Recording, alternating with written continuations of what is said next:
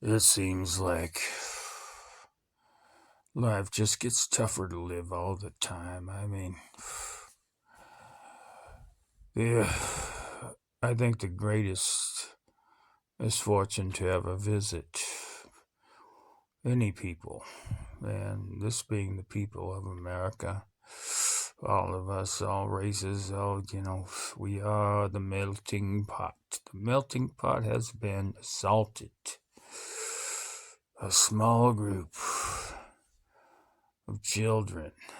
Now, you got to remember, well, you don't have to remember, but if you went to college and you were in the sciences, you weren't in any of the foo-foo bullshit, women's studies or, gay studies or fucking whatever, all the rest of that shit, But if you were in science or math, it didn't take you long, especially, if you're in touch with a larger community, which I was. I was a member of a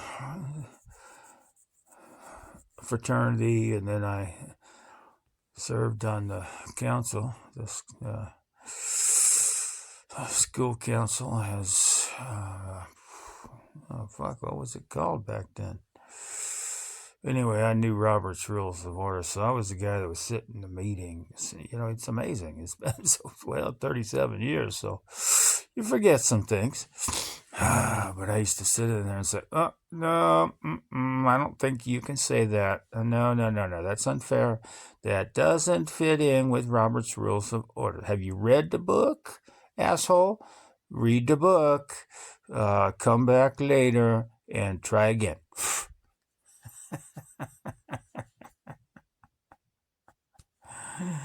So anyway, I was trying to be a part of my community, as a fraternity member.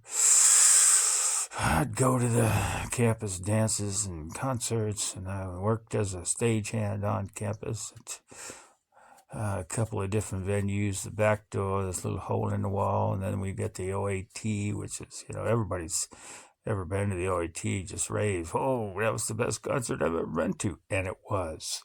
It was. I mean, you talk about magic. I remember, I guess out of all the bands that I've seen there and worked as a stagehand, George Benson and Al Jarreau are two of my, James, what's James? What's his? Da na na na na na na na na na na na na na.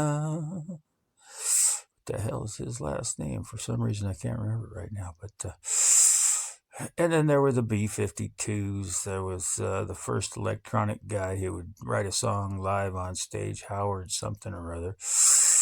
And, we got the Rolling Stone. Well, no, the Rolling Stones didn't come through there. They went through Jack Murphy. So we worked the rollout stage at Jack Murphy for the Rolling Stones and the, not the Beatles. What were those other guys? Mickey and Monkey and whatever they were. So it's been a long time, worked 1,000 bands. I don't remember all their names. And we did Sting in the outdoor amphitheater just across the street from the fraternity house, and that was cool. So we've done a lot of cool stuff.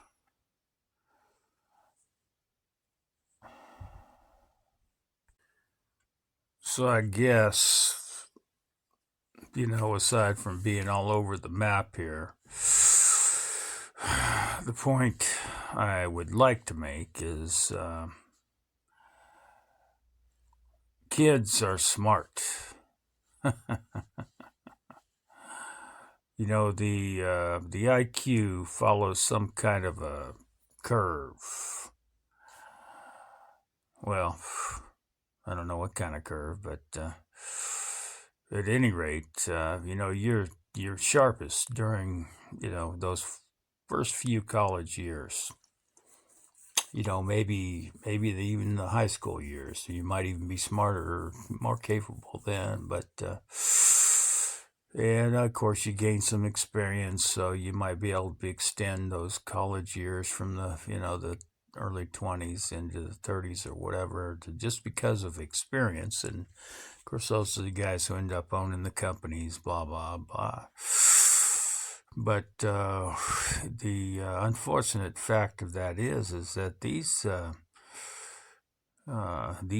whizzes, these little Einsteins, got no life experience, and what we got going on here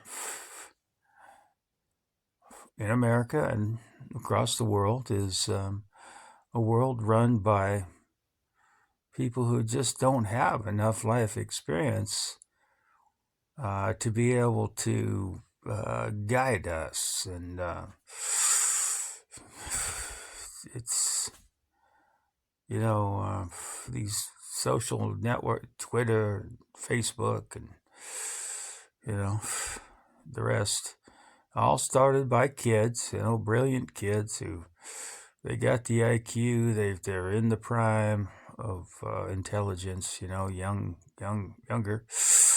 yeah, but they don't have enough life experience to understand what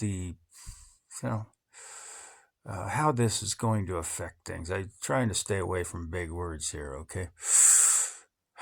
And so at this point, I think most people, most rational people, most sensible people, most people who love their children and their families understand that Facebook is an assault on sanity.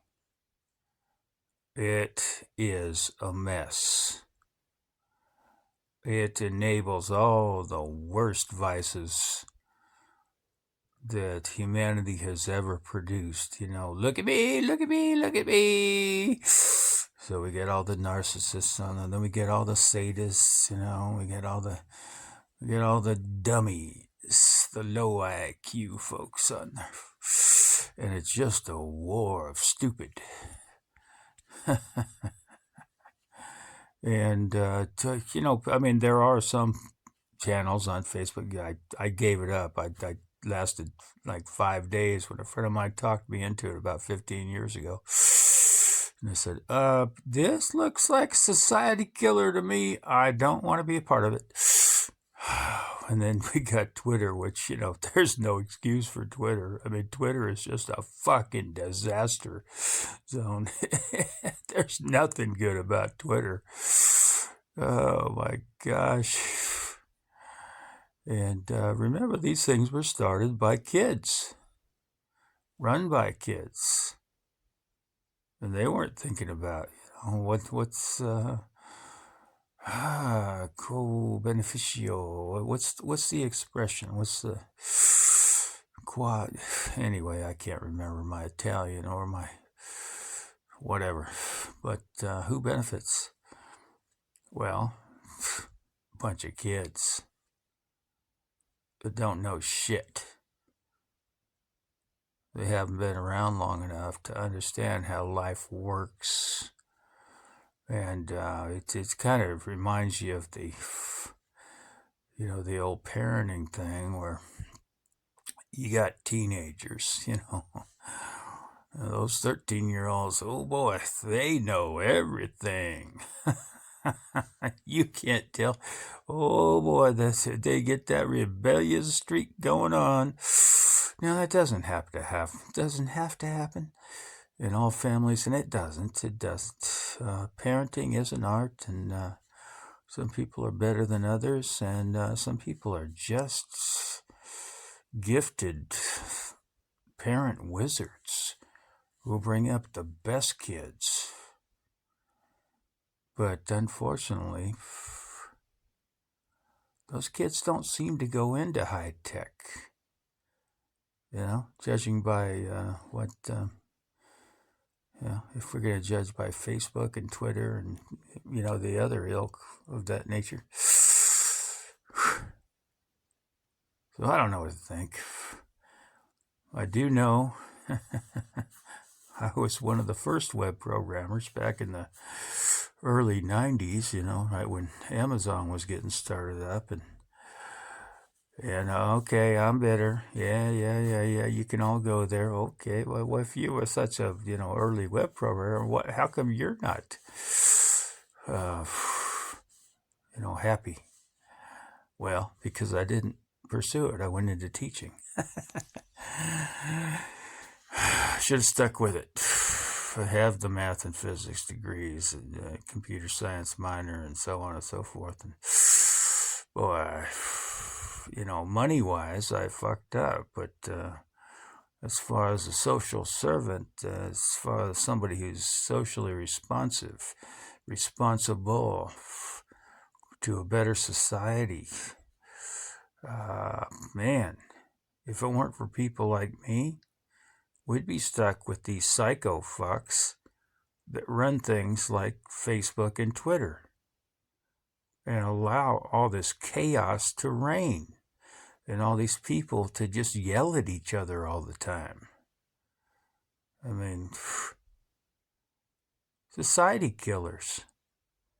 Facebook and Twitter are the worst things that have ever happened to any civilized society in the history of humankind.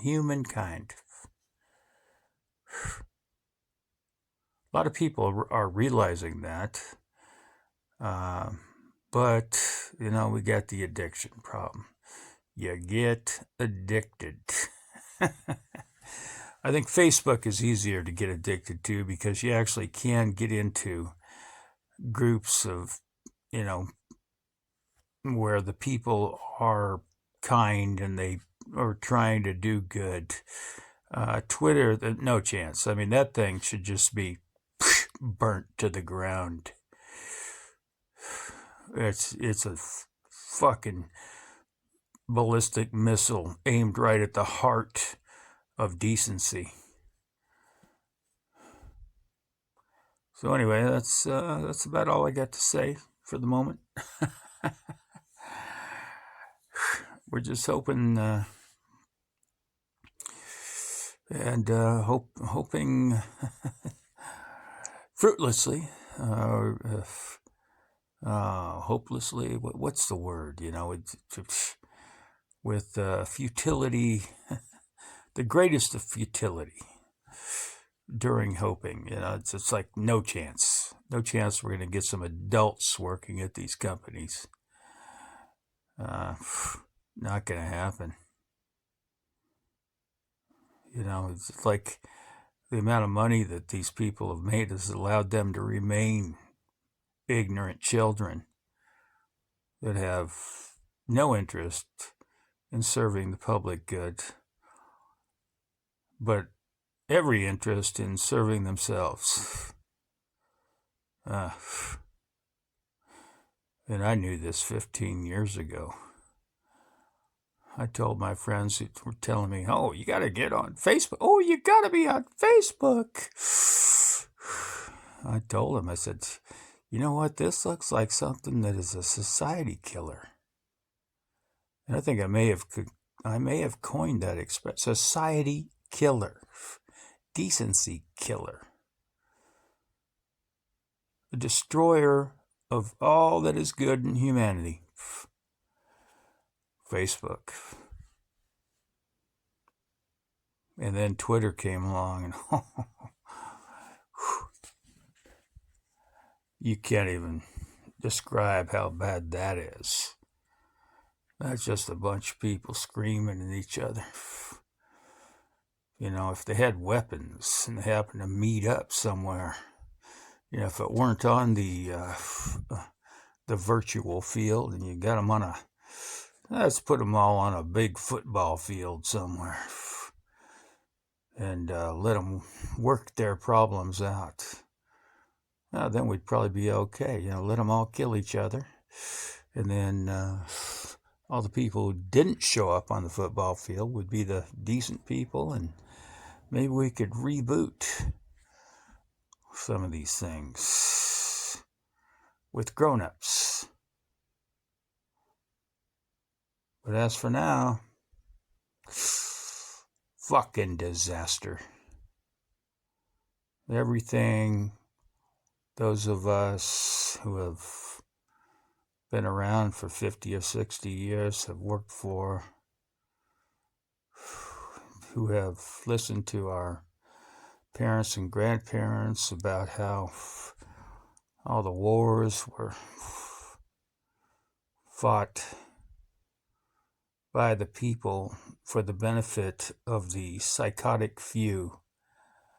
And we've tried to do better. All of us are watching the degradation of everything that took 100 years to build.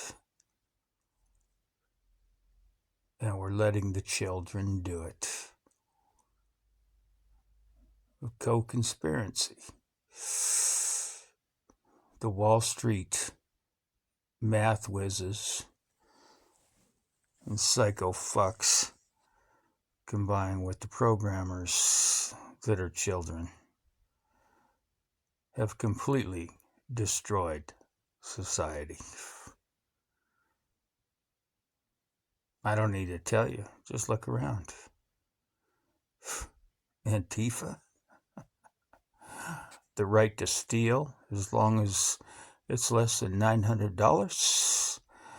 Fire bombings where so-called journalists are standing in front of burning buildings and saying, well, it's mostly peaceful here today. It's a fucking insane world.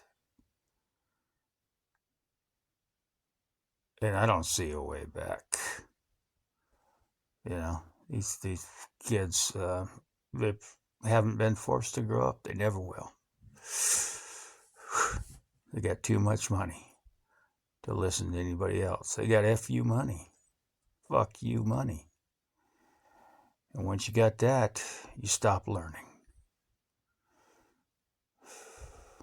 Our system handed it to them.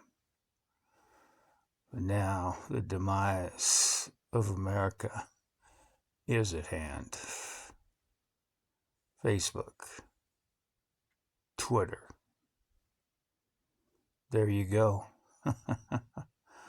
Hundreds of years from now, if there is any society and they still have an alphabet, they can still speak, still know how to communicate, those will be derogatory terms. You know, wow, that's what caused the end of civilization back then. That's all I got to say.